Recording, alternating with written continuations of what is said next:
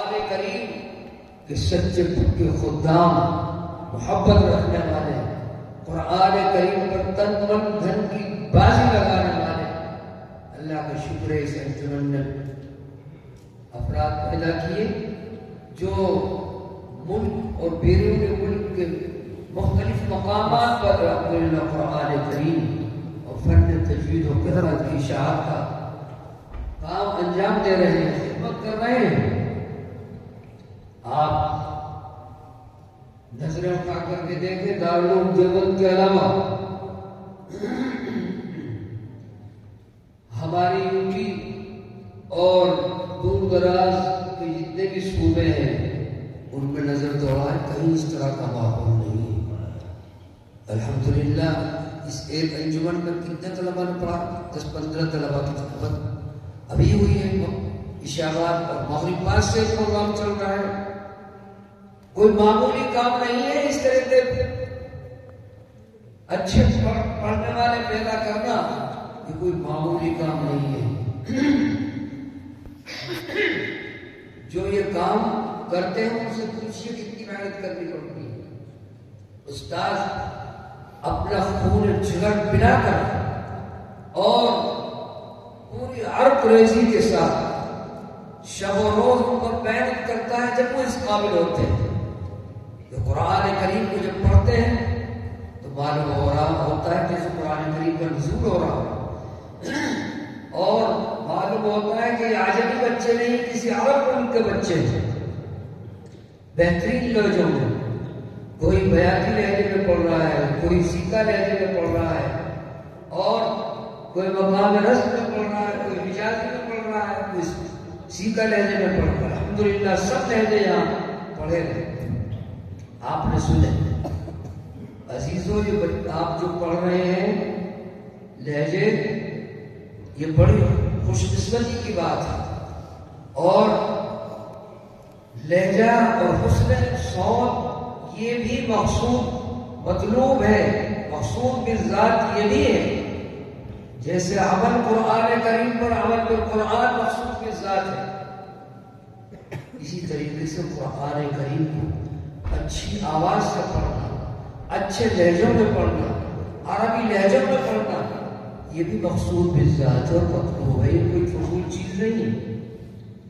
اگر یہ فضول ہوتی تو حدیث شریف میں کیوں فرمایا جاتا ہے زین القرآن باصواتکم، حسن القرآن باصواتکم، لیس منا من لم يتغنى بالقرآن۔ بہت ساری حدیث ہیں، زینوا اصواتکم بالقرآن، مختلف احادیث ہیں، بہت ساری احادیث۔ اگر یہ مقصود بالذات نہ ہوگا تو اللہ کے رسول صلی اللہ علیہ وسلم تاکید فرماتے ہیں سمجھنا من لم يتغنى بالقرآن، کہ جو شخص قرآن کریم کو اچھی آواز سے نہ پڑھے وہ ہم میں سے نہیں ہے۔ میں نے حدیث شریف پڑھی، حضرت ابو موسیٰ اشعری رضی اللہ تعالیٰ فرماتے ہیں کہ ایک مرتبہ مجھ سے رسول کریم صلی اللہ علیہ وسلم نے فرمایا، اے ابو موسیٰ اشعری، لو رأیتنی البارحہ وانا استمع لقراءت۔ بزرگوں اور عزیزوں، اللہ کے رسول صلی اللہ علیہ وسلم اپنے صحابہ کی جو اچھی تلاوتیں کیا کرتے تھے، بہترین جو صحابہ میں عظیم قرہ تھے، ان کی تلاوتیں کھڑے ہو کر سنا کرتے تھے اور پوری توجہ سے سنا کرتے تھے۔ فرماتے ہیں کہ مجھ سے کہا، اللہ کے رسول صلی اللہ علیہ وسلم فرمایا کہ اگر تم مجھے گزشتہ رات دیکھ لیتے تو تم بہت خوش ہوتے، کیونکہ تم قرآن کریم پڑھ رہے تھے اور تم کو معلوم نہیں تھا، میں تمہاری تلاوت سن رہا تھا، میں تمہاری تلاوت سن رہا تھا، تو معلوم ہوا کہ قرآن کریم پڑھ رہا ہے تو اس کو کھڑے ہو کر سننا یا بیٹھ کر سننا، توجہ سے سننا، دلچسپی سے سننا، یہ عبادت ہے، اللہ کے رسول صلی اللہ علیہ وسلم سے ثابت ہے۔ دوسری بات، آپ صلی اللہ علیہ وسلم نے فرمایا، لقد اعطيت مزمارا من مزامير آل داود، اللہ کے رسول صلی اللہ علیہ وسلم نے تعریف فرمائی اچھا پڑھنے پر، خوش لہانی کے ساتھ پڑھنے پر، اچھے لہجوں میں اچھی آواز میں قرآن کریم پڑھنے پر. ابی بن کعب حضرت موسیٰ اشعری رضی اللہ تعالیٰ کی تعریف فرمائی. ارے تم کو تو لہر داؤدی عطا کی گئی، بہت اچھی آواز ہے تمہاری، بہت اچھا پڑھتے ہو. لقد اعطیت مزمارا من مزامیر آل داؤد، تم کو تو لہر داؤدی عطا کی گئی. یہ ترمذی شریف میں ہے روایت، اور مسلم شریف کی روایت میں یہ الفاظ زیادہ ہیں کہ جواب میں حضرت ابو موسیٰ اشعری رضی اللہ تعالیٰ نے فرمایا کہ اگر مجھ کو معلوم ہو جاتا یا رسول اللہ، اگر مجھ کو معلوم ہو جاتا کہ آپ میری تلاوت سماعت فرما رہے ہیں تو میں تو اور بڑا سماعت کرتا، اور اچھا پڑھتا، اور اچھے لہجے میں پڑھتا، اور خوش نغمے سے پڑھتا. دو باتیں معلوم نہیں یہاں سے. کوئی اچھا پڑھ رہا ہے، اچھی آواز سے قرآن کریم پڑھ رہا ہے تو اس کی تعریف کرنا یہ بھی حدیث سے ثابت ہے. اللہ کے رسول صلی اللہ علیہ وسلم تم نے بہت اچھا پڑھا، ماشاء اللہ بہت اچھا پڑھا، اچھی آواز سے پڑھ رہا، بہت اچھا لہجہ ہے، ادائیگی تمہاری بہت اچھی. تعریف کرنا یہ بھی عبادت ہے، سنت سے ثابت ہے. تیسری بات یہ ثابت ہوئی حدیث شریف سے کہ صحابہ رسول فرما رہے ہیں کہ یا رسول اللہ اگر مجھے معلوم ہو جاتا کہ آپ میری تلاوت سماعت فرما رہے ہیں تو میں تو اور اچھا بنا سماعت پڑھتا اور اچھے لہجے سے پڑھتا. اس سے یہ معلوم ہوا کہ کسی مسلمان بھائی کو خوش کرنے کے لیے صرف اس لیے اس سے کوئی پڑھ رہا ہے کہ اس کو اچھا لگے تو یہ بھی کوئی مذموم نہیں ہے، یہ بھی رسول اللہ صلی اللہ علیہ وسلم سے ثابت ہے. اور جب صحابی رسول فرما رہے ہیں کہ اگر مجھے معلوم ہو جاتا کہ آپ سن رہے ہیں تو میں مولانا سوال میں پڑھتا. تمہارا ہوا کسی بھائی کو خوش کرنے کے لیے اگر اچھی طرح سے پڑھ رہا ہے، کوئی بڑا سوال پڑھ رہا ہے تو ریاکاری نہیں ہے، ریاکاری نہیں ہے، یہ بھی عبادت ہے، سنت سے ثابت ہے. حضرت تھانوی علیہ الرحمہ اس حدیث شریف پر ایک دوسری حدیث شریف پیش فرما کے فرماتے ہیں کہ حدیث شریف میں آتا ہے احب الاعمال الى اللہ ادخال السرور فی قلب اخی.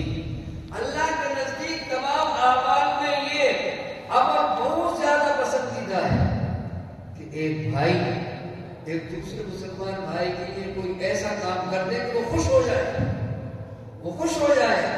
آج ہمارے یہاں ہونا تو دوسرے کو تعاقب میں لگے ہوئے ہیں، تعاقب میں لگے ہوئے ہیں، تذلیل تضحیق کا موقع تلاش کرتے ہیں.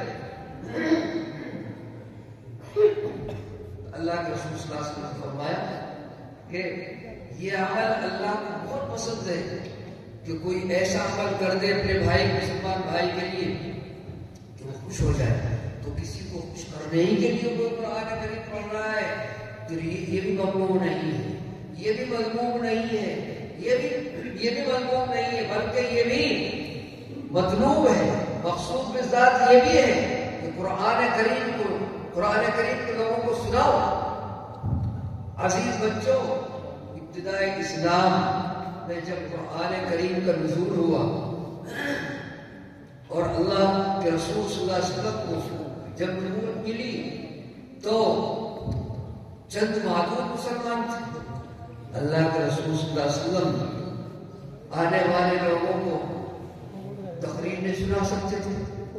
کعبۃ اللہ میں لوگ دور دراز سے آیا کرتے تھے زیارت کے موقع پر، تو وہاں تقریر کا موقع نہیں ہوتا تھا، تقریر کا موقع نہیں ہوتا تھا. بس کوئی مل گیا کسی آنے والے حضرت سے بات کی کہ بھئی دیکھو یہ اللہ کا کلام ذرا سنو. تو اللہ کے رسول صلی اللہ علیہ وسلم بس قرآن کریم کی 2-4 آیتیں سنا دیا کرتے تھے اور مسلمان ہو جاتے، مسلمان ہو جاتے، اسلام میں داخل ہو جاتا. قرآن کریم کی حقانیت، جانبیت، چاشنی اس کے دل پر اتنی سرایت کر جاتی تھی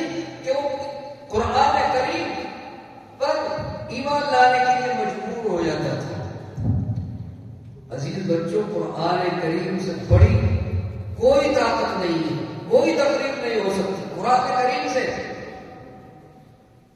بڑا اور عظیم تر اور قرآن کریم سے زیادہ مؤثر کلام نہ دنیا میں کوئی ہوا ہے نہ ہوگا۔ 2 گھنٹے کی تقریر، 4 گھنٹے کی تقریر جو ہے 10 منٹ کی قرات کا مقابلہ نہیں کر سکتا۔ لمبی بات ہو جائے گی، دیر ہو جائے گی، میری طبیعت بھی ٹھیک نہیں ہے۔ تو ایک بات تو میں نے یہ کہی کہ آپ کا پروگرام قابل مبارک رہا تھا، آپ کی محنتیں، آپ کے استاد محترم کی محنتیں یہ بڑی امید افزا ہے۔ آپ لوگ لگے رہے، اس کو چھٹی نہ ملی جس نے سبق یاد کیا۔ میں پہلے ہی سے کہا کرتا ہوں بچوں سے، اپنے بچوں سے یہ کہا کرتا ہوں، دیکھو بچوں یہ قرآن کریم جس طریقے سے اللہ کی ذات سب سے بے نیاز ہے، اللہ کو کسی کی ضرورت نہیں ہے، لیکن اللہ تبارک و تعالیٰ کی سب کو ضرورت ہے۔ ایسے ہی اس کے کلام کی صفتیں ہی بے نیاز ہے، بے نیاز ہے۔ ہاں قرآن کریم کی طرف جو رغبت کرے گا، جو محنت کرے گا، جو کوشش کرے گا، ریاضت کرے گا، اس کو سیکھنے پر لگ جائے گا، یہ قرآن کریم اس کو آ جائے گا اور آسانی سے آ جائے گا، آسانی سے آ جائے گا، چاہے وہ مسلمان بھی نہ ہو۔ قرآن کریم سے اگر کفر کی حالت میں بھی وہ محبت رکھتا ہے اور قرآن کریم کو یاد کرنے کی کوشش کرتا ہے تو اس کو بھی قرآن کریم اس سے بھی دعوت نہیں چھڑائے گا۔ چنانچہ بہت سے پنڈتوں کو دیکھا کہ وہ ان کو بہت سی صورتیں یاد ہوتی، کسی کو سورہ یاسین یاد ہے، کسی کو سورہ مزمل، کسی کو کئی بار یاد ہوتے ہیں۔ تو قرآن کریم بہت نخرے والا معشوق ہے، بہت ہی نازک مزاج معشوق ہے، اس کی طرف پوری توجہ مرکوز کرو، اس سے محبت کا معاملہ فرماؤ اور اس سے بے رغبتی کا معاملہ بالکل نہ ہو پائے۔ اگر بے رغبتی ہو جائے گی تو قرآن کریم داد بار میں تمہیں پیچھے بڑھا دے گا، نہیں آئے گا۔ توجہ ہو، ادب ہو، احترام ہو، قرآن کی عظمت ہو اور اس پر محنت ہو، مسلسل محنت،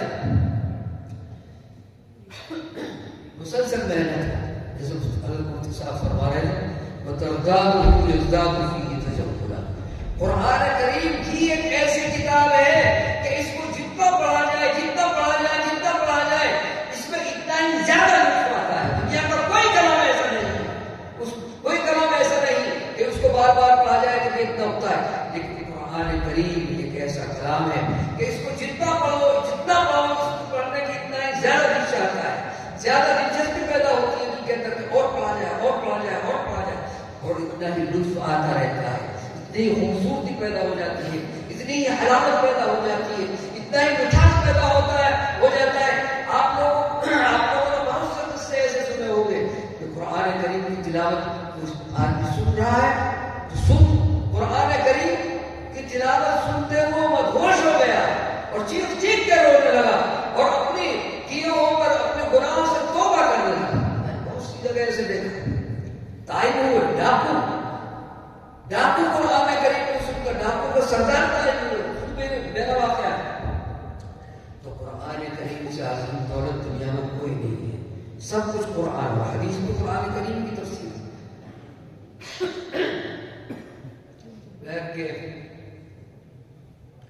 طبیعت بہت خوش ہوئی آپ حضرات کا پروگرام سن کے، بڑی ناز سباسی ہوگی کہ اس موقع پر میں حضرت مولانا محمد اختر صاحب سابق محترم جامعہ آغا کا نام نہ لوں اور میں بالکل دو ٹوک یہ بات کہتا ہوں کہ اس انجمن کے پروان چڑھنے کا سبب صرف اور صرف حضرت مرحوم تھے، حضرت محترم صاحب مرحوم ہی تھے۔ اگر وہ قاری اعتاب صاحب کی سرپرستی نہ فرماتے، ان کی حوصلہ افزائی نہ فرماتے، کچھ نہیں کر سکتے تھے۔ انہوں نے حوصلہ افزائی فرمائی، ہر موقع پر حوصلہ افزائی فرمائی اور ان کو سراہا اور ان کو آگے بڑھنے کی ترغیب دی، اور یہ ان کی ایک ذاتی گویا دلچسپی تھی، ان کو عشق تھا قرآن کریم سے، وہ خود قاری تھے، فرماتے ہیں میرا قاری عبد الرحمن سے پڑھا. اسی لیے جہاں بھی قرآن کریم کو کوئی مجلس ہوتی تھی تو وہ پہنچتے تھے. اور یہاں جب پروگرام ہوتا تھا شروع سے آخر تک تشریف فرما ہوتے تھے. ایک ایک بچے کا قرآن کریم سنتے تھے اور بڑے خوش ہوتے تھے، بڑے خوش ہوتے تھے. مجھے بہت اچھی طرح یاد ہے جب قاری مہتاب صاحب یہاں سے فارغ ہو گئے، یہاں سے تعلیم چھوڑی ہوئی، تو میں نے کہا پڑھاؤ کہیں، تو میں نے ان کو میوات بھیج دیا تھا ایک مدرسے سے. والے بندوں کا کوئی مدرسہ تھا، کہا میوات والے سر ہوئے، میں نے ان کو وہاں بھیج دیا. وہاں جا کر کے کام کرنے لگے، وہاں بھی اچھا کام کیا ماشاء اللہ. کون سا مدرسہ تھا؟ نیازیہ مدرسہ ہے، قصبہ نو ہے وہاں کا مشہور، اس میں کام کیا. وہاں کا مرکزی مدرسہ ہے. انہوں نے بہت سراہا ہے، ان حضرات نے بھی بڑی قدر کی اور اچھا کام دیا. تو حضرت مولانا مرحوم میرے پاس تشریف لے گئے اور بڑے ہی الہام اور بڑے درد کے ساتھ یہ فرمایا. تو قاری مہتاب صاحب تھے، وہ وہاں چلے گئے اور ہم کو جامعہ میں ضرورت ہے ایسے آدمی کی کہ کوئی کام کرے اور وہاں ماحول بنے. اور قاری مہتاب صاحب وہاں چلے گئے. میری دلی خواہش ہے کہ تو اس کو کہہ دے کہ وہ آ جائے اور جامعہ میں رہ کر کے کام کرے. میں نے حکم کی تعمیر کی اور کہا کہ میں انشاءاللہ قریب ان کو بلاتا ہوں، اور ان حضرات سے بات کر کے پھر میں نے ان کو وہاں سے چھٹکارا دلایا اور یہ آئے اور یہاں آ کر کے کام شروع کیا. دیکھو بچوں، کان کھول کر سن لو، قاری مہتاب صاحب اپنی طالب علمی کے زمانے میں کوئی کم تراک اور بہت اونچے درجے کے طالب علم نہیں تھے، متوسط درجے کے تھے. لیکن دیکھو یاد رکھو، جو اپنے اساتذہ اور اکابرین سے محبت رکھتا ہے، عقیدت رکھتا ہے، ان کے لیے دعائیں کرتا ہے اور ان سے سچی پکی کا تعلق رکھتا ہے، تو اللہ تبارک و تعالیٰ اس کو پروان چڑھاتا ہے، بلندی تک لے جاتے ہیں، اس سے کام لیتے ہیں. قاری مہتاب صاحب سے بہت اچھے پڑھنے والے بتانے کے کتنے میں نشان کہاں چلے گئے کچھ پتا نہیں، لیکن اللہ تبارک و تعالیٰ نے ان سے کام کیوں لیا ہے؟ بچوں یاد رکھو، دھیان رکھو، سب کو کہہ رہا ہوں، صرف اور صرف اس لیے کہ اپنے اکابرین، اپنے اساتذہ، اپنے بڑوں کی عزت اور عظمت کو انہوں نے ہمیشہ اپنے پیش نظر رکھا. کبھی بھی ان کی محبت کا دامن انہوں نے نہیں چھوڑا اور اب تک نہیں چھوڑا. ان کے لیے دعائیں کرنا، ان سے سچی پکی محبت رکھنا، یہ ان کا پورا امتیاز رہا. اس لیے اللہ تبارک و تعالیٰ نے ان کو یہ سعادت عطا فرمائی. این سعادت بزور بازو نیز تانا بخشت خدای بخشندہ ذالک فضل اللہ یؤتی من یشاء. یہ اللہ کا فضل ہے، جس کو چاہتا ہے عطا فرماتے ہیں. اس لیے عزیزوں، اپنے اساتذہ کا، اپنے بڑوں کا، اپنے جس سے بھی تم استفادہ کر رہے ہو کرو گے. آئندہ مرتے دم تک ان کا ادب و احترام ملحوظ رکھو دل میں، ان کے لیے دعا کرتے رہو. ان کا روحانی فیض انشاءاللہ تمہارے اندر سے جاری ہوگا. تمہارا روحانی فیض، علمی فیض بڑھتا ہی چلا جائے گا، بڑھتا چلا جائے گا. جیسا آپ دیکھ رہے ہیں تصویر، اتنا جاوید تصویر آپ کے سامنے پھر کے حضرت مولانا مرحوم کا خلا آج یہ محسوس ہو رہا ہے، بڑا خلا محسوس ہو رہا ہے، اور اس کا ہم سبھی کو احساس ہے اور درد دل میں محسوس ہو رہا ہے کہ حضرت مولانا مرحوم جب یہاں تشریف فرما ہوتے تھے تو ایک روحانیت محسوس ہوتی تھی، ایک ڈھارس محسوس ہوتی تھی. حضرت مولانا کتنے مخلص تھے، اللہ تبارک و تعالیٰ نے ان سے کتنا کام لیا. جامعہ کی طرف انہی کے وہ بیٹری دور اہتمام میں اللہ تبارک و تعالیٰ نے جامعہ کی طرف فون سے میں ریکارڈ کر رہا ہوں دوسرے کے فون سے. سب کے سامنے ہے قریب روف صاحب کا بیان آیات سے بیان بالکل ظاہر ہو پائے جی بس وہ ریکارڈ کر رہا ہوں. تو یہ سب ان کے ٹھیک خلوص السلام. اور للہیت کی برکت تھی. دعا فرمائے جی اللہ تبارک و تعالیٰ جی مرحوم کی کروٹ توڑ مغفرت فرمائے, ان کے درجات کو بلند فرمائے. تیسری بات مجھ کو یہ کہنی تھی, یہ فن تجوید اور قرات,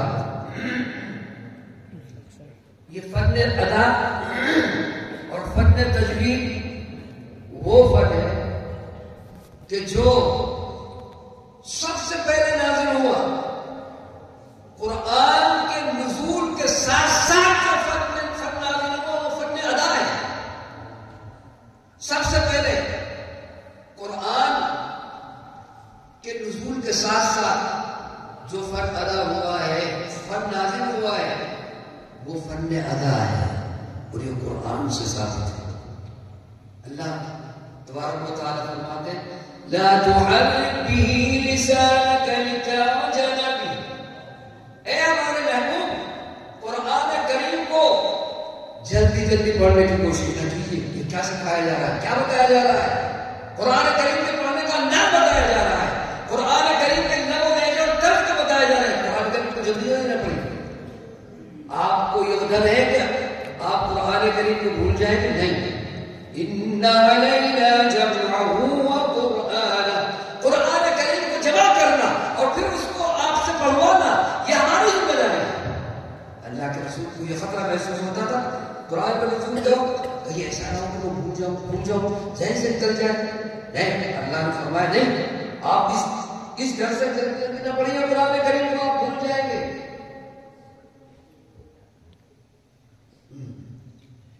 ابھی بلانا ہے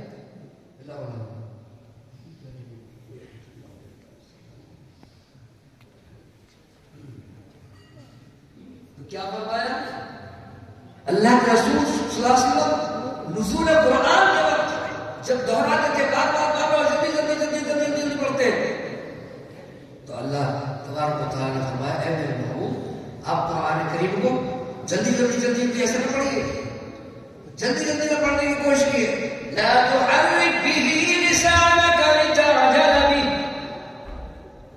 آپ کو یہ خطرہ ہے کہ قرآن کریم کا کچھ حصہ کہیں چھوٹ جائے گا, بھول جائیں گے آپ؟ نہیں. ان علینا جمعہ وقرآن, قرآن کریم کو جمع کرنا اور پھر اس کو آپ سے پڑھوانا یہ ہماری ذمہ داری ہے. آپ یہ خطرہ نہ محسوس کیجیے. ان علینا جمعہ وقرآن, یہاں پر اور پھر آگے کیا فرمایا فَإِذَا قَرَأْنَاهُ فَاتَّبِعْ قُرْآنَهُ. قرآن کریم کو جب ہم حضرت جبریل علیہ نبینا علیہ السلام والتسلیم کی زبان پر پڑھ چکے, نزول قرآن آیت کا نزول جب ختم ہو جائے اس کے ساتھ اس کے بعد فَاتَّبِعْ قُرْآنَهُ, پھر من وعن اسی طرح پڑھیے جس طرح ہم نے پڑھ کر سنایا.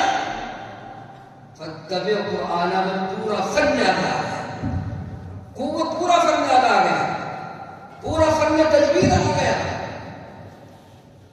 تو یہ قرہ حضرات کی کوئی من گھڑت چیز نہیں ہے, قرہ حضرات کی نعوذ باللہ کوئی من گھڑت چیز نہیں ہے. قرآن کے نزول کے ساتھ ساتھ فن تجوید اور فن ادا کا نزول ہوا ہے. قرآن کریم کے نزول کے ساتھ اگر کوئی سب سے پہلے چیز نازل ہوئی ہے تو وہ فن ادا ہے. اللہ تبارک و تعالیٰ نے اپنے حبیب پاک صلی اللہ علیہ وسلم کو قرآن کریم کا طرز بھی بتایا, اس کے طور و طریق کو بتایا, اس کے لب و لہجے کو بتایا, اس کے پڑھنے کے انداز کو بتایا, سب کچھ سکھایا گیا. قرآن کریم کے نزول کے وقت ہی سکھایا گیا, کوئی نئی چیز نہیں ہے, کوئی نئی چیز نہیں ہے.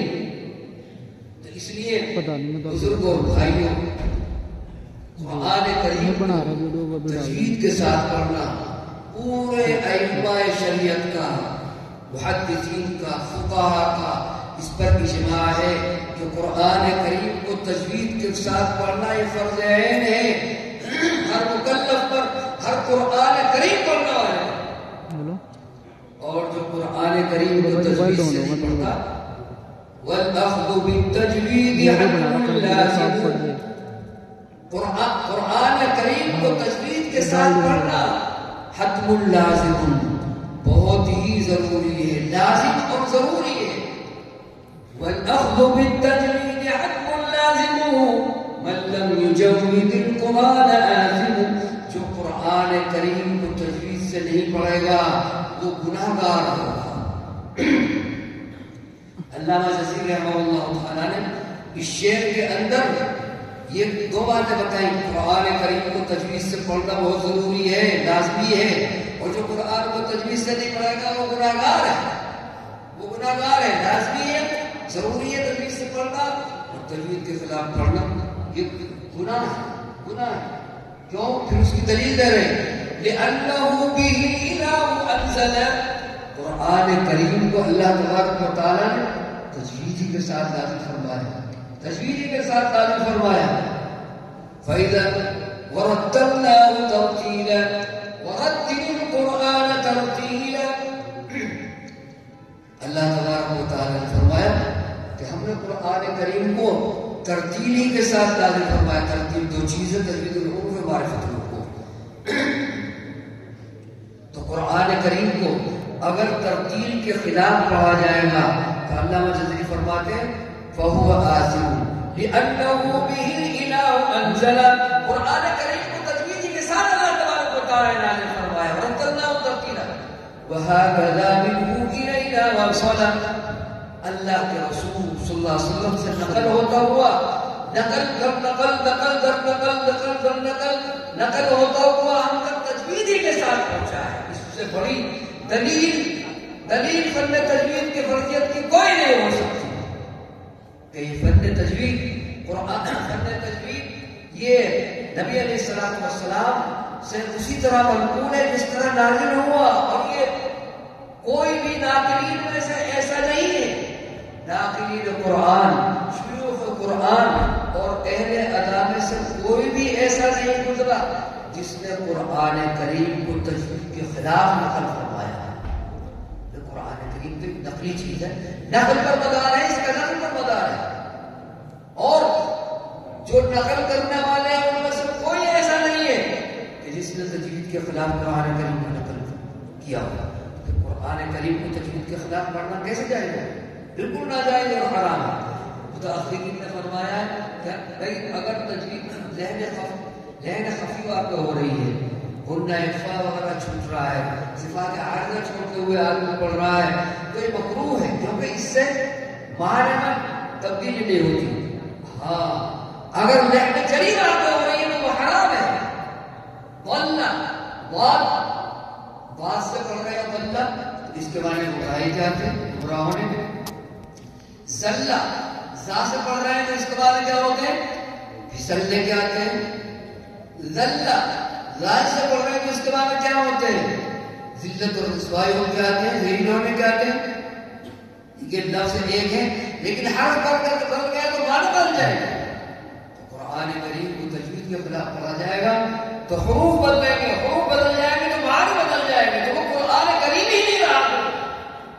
اگر حروف بدل رہے ہیں تو جو نازل ہوا ہے قرآن کریم وہ قرآن ہے ہی نہیں، وہ تو کچھ اور ہو گیا، تحریف ہو گئی. علامہ برہان الدین کلکینی رحمہ اللہ تعالی فرماتے ہیں یہ کون ہے؟ یہ ناقلین قرآن میں سے ایک ہے ہماری سندوں میں جن کے نام آتا ہے. وہ فرماتے ہیں وقد صح ان النبي صلی اللہ علیہ وسلم سمى قارئ القرآن بغیر التجوید فاسقا. یہ بات صحیح ہے اور سنت سے ثابت ہے کہ اللہ کے رسول صلی اللہ علیہ وسلم نے تجوید کے خلاف قرآن پڑھنے والے کو فاسق قرار دیا. فاسق ہے، قرآن کریم میں تحریف کر رہا ہے، تحریف کر رہا ہے. میں نے بتایا تھا کہ متقدمین تو یہ کہتے ہیں کہ چاہے لہن خفی واقع ہو رہی ہو چاہے لہن جلی واقع ہو رہی ہو سب حرام ہے. سننا پڑھنا دونوں حرام ہے کیونکہ لہن جلی اور لہن خفی سے معاوضہ نازل ہوا ہے قرآن کریم. تو پھر ان کے خلاف پڑھا جائے تو قرآن کریم ہی نہیں ہے، کچھ اور پڑھ رہا ہے. لیکن متاخرین نے کہا کہ لہر خفی واقع ہو رہی ہے تو مکروہ ہے، اور لہر جلی واقع ہو رہی تو حرام ہے۔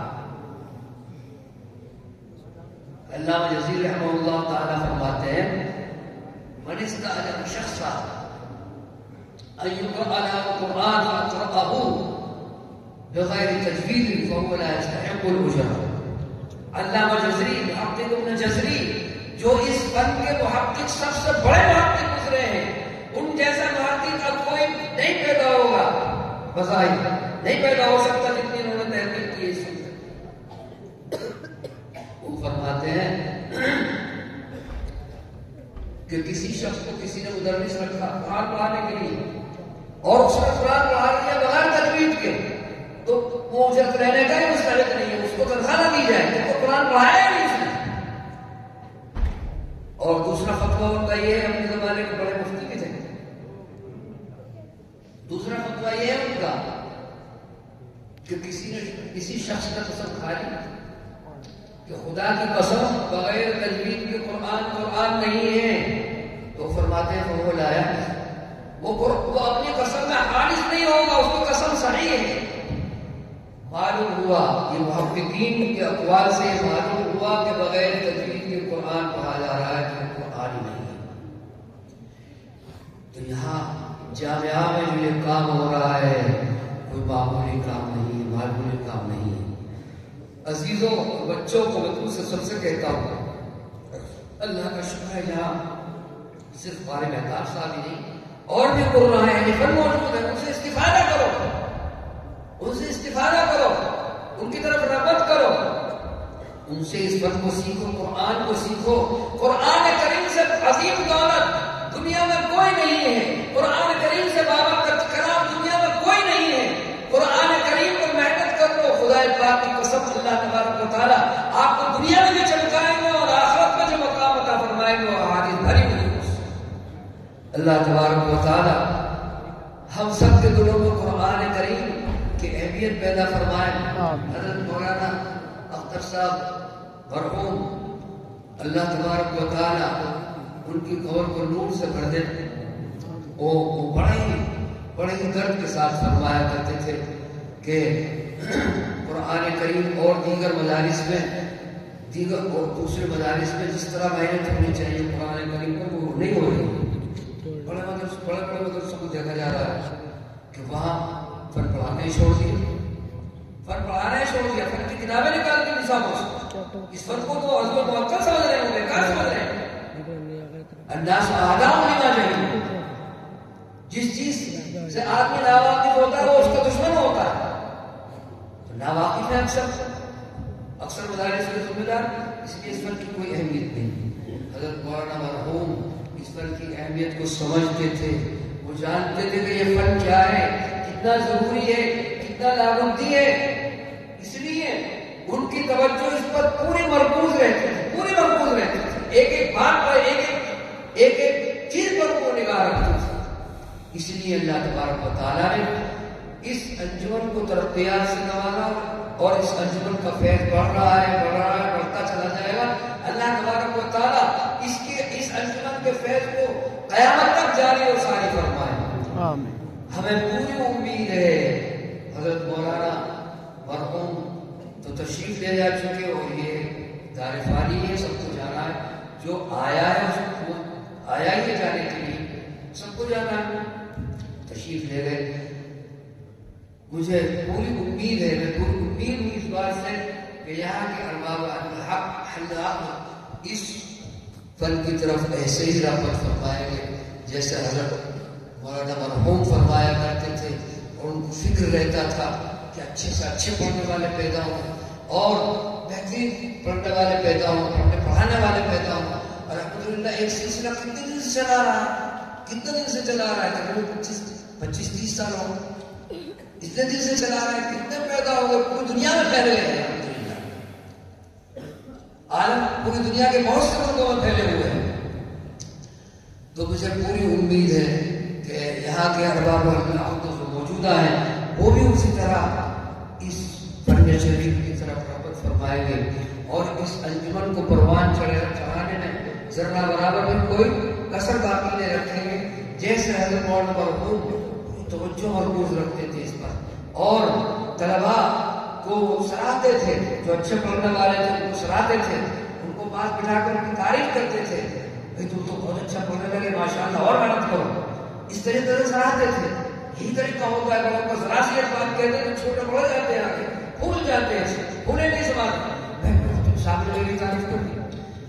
اللہ تبارک و تعالی ہم سب کے دلوں میں اس پر کی اہمیت پیدا فرمائے، اور الحمدللہ میں محسوس کر رہا ہوں کہ موجودہ جو انتظامیہ ہے اس کی بھی توجہ اس فن پر مرکوز ہے، اور پوری توجہ اس انجمن، میں سمجھتا ہوں اس انجمن کی ترقی کا وہ فکر رکھتے ہیں دل میں۔ اللہ تبارک و تعالیٰ ان کے سایہ کو ہم سب کے سروں پر تعدیل قائم فرمائے، اور جو کچھ محنت آئے اللہ تبارک و تعالیٰ مجھ کو بھی اس پر عمل کرنے کی توفیق عطا فرمائے، اور اللہ تبارک و تعالیٰ آپ کے اس پروگرام کو فن کی ترویج و اشاعت کا ذریعہ بنائے۔ وآخر دعوانا